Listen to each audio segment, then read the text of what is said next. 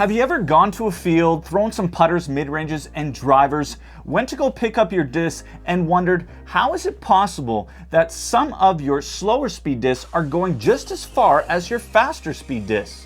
Although there can be many reasons for this, one main contributing factor is that the disc is often being released with the nose angled upwards rather than parallel to the ground. And what this does is allows the air to push underneath the disc, causing the disc to fade out early and thus lose distance.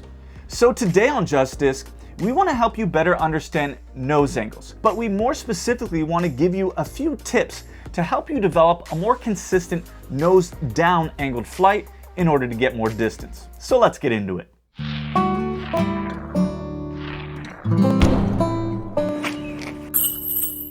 So let's first start off with when to throw nose up, followed by when to throw nose down, and then we'll get into those key tips to really help you get that true distance out of your discs. Throwing discs nose up is all about giving you more control. It takes away speed because the air pushes underneath it, but it gives a slower flight and a more predictable one so that you can judge where the disc needs to land. And it also gives the disc more stability, more fade, which is another predictable factor. So when approaching the basket, you often want to throw with the nose up so that you can guarantee a closer proximity to the basket.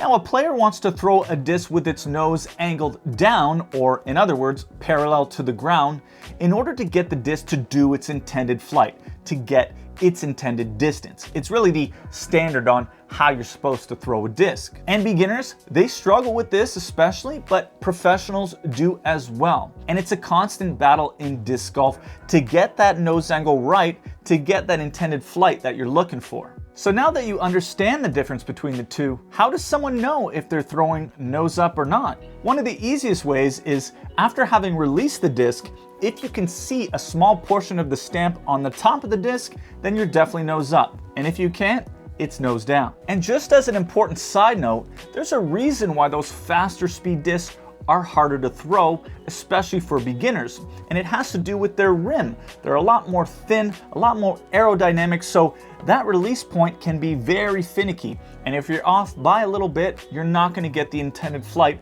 that you're looking for. So we've spoken about nose up, we've spoken about nose down, but how does someone like yourself develop a more consistent nose down angled release, especially for those faster discs? Well, we got 4 tips for you, so listen up. The first tip is a bit of a general one, and you may already know this, but you do not need to help the disc into the air. When power is applied to the disc, the rotation lifts the disc into the air. So you do not need to try and help it or give it a little bit of lift or aim upwards. It's naturally going to do that on its own.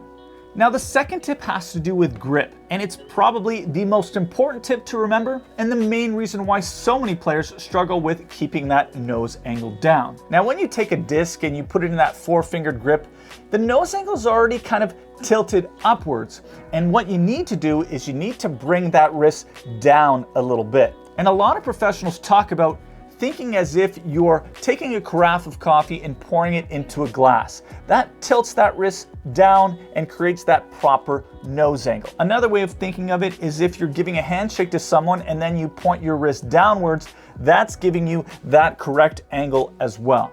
Now, the third tip has to do with keeping that momentum, that weight shifted forward throughout your throw.